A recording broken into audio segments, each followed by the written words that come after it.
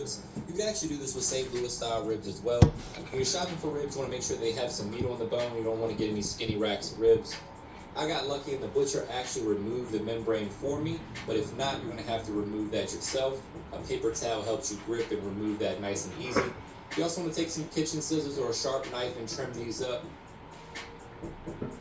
Just to make sure you get all the little thin pieces on the ends off. Those will just burn up anyway.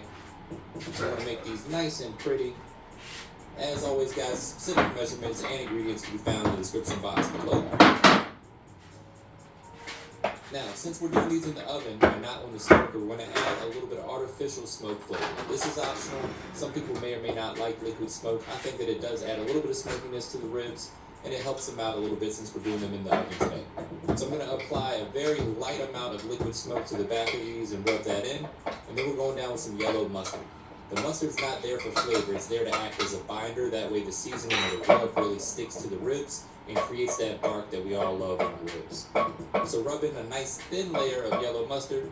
Here I have my all-purpose seasoning, which is a blend of salt, pepper, garlic, and onion powder, plus a few extra spices. That'll actually be for sale for you guys very soon. A little shameless plug, but that's what we're going down with first as the base layer of flavor. You want to be pretty generous with that because we are seasoning an entire rack of ribs here, guys, so be generous with your seasoning. Next, we want to boost that smoke flavor just a little bit more by adding a little smoked paprika, a nice light layer of that. And then we're going down with my favorite barbecue rub until I make my own. This is from Killer Hogs Hot Barbecue. You can find that on Amazon, and I believe they sell it at Walmart now as well. Excellent stuff. It provides a beautiful color on ribs and barbecue. It's also good on chicken. Super important step here, guys. Make sure you press in the seasoning. Don't rub it. Make sure you get the edges as well. You really want to make sure this is seasoned nicely. So we're going to flip this over and do the same thing to the other side. Apply that light coat of yellow mustard. Go down with our all-purpose seasoning, a little salt, pepper, garlic, and onion powder, a little smoked paprika, and then our top layer is going to be that barbecue rub to add some color and a little bit of spice. Here you can see the ribs are seasoned beautifully. We're going to preheat our oven to 275 degrees, and we're going to move our ribs to this wire rack. I like to use a wire rack. That way the fat from the ribs has the ability to drain off, and you get more even heat on the ribs in the oven.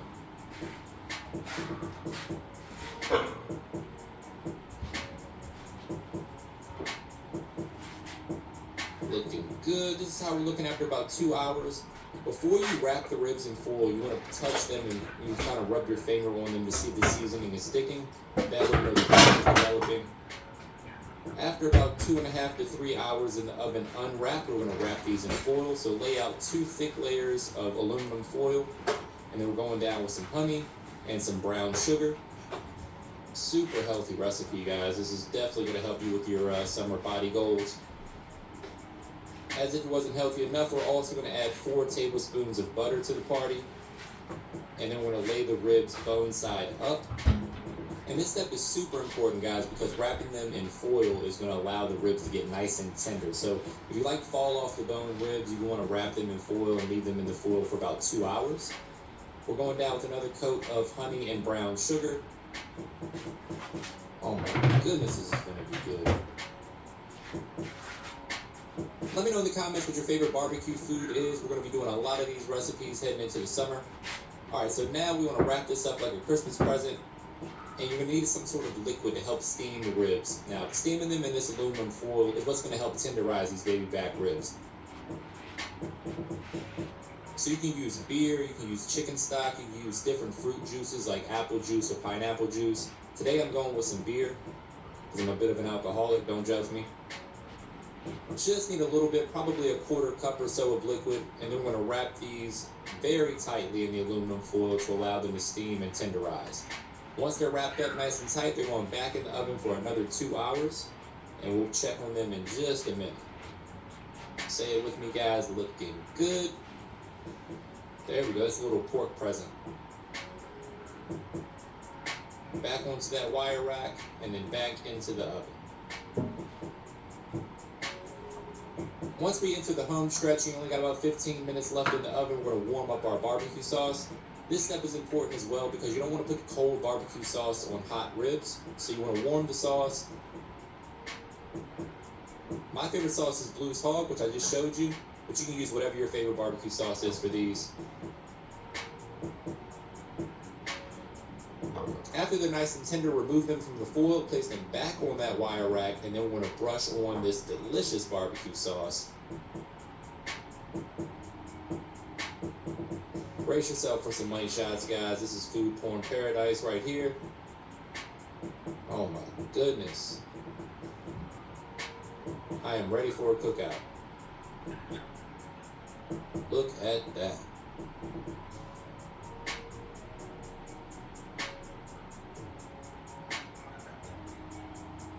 Let me know in the comments if you prefer pork or beef ribs. I like pork personally.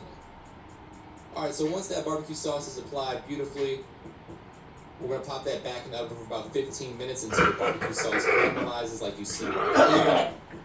Oh my goodness. We're going to flip them over because it's easier to slice the ribs bone side up.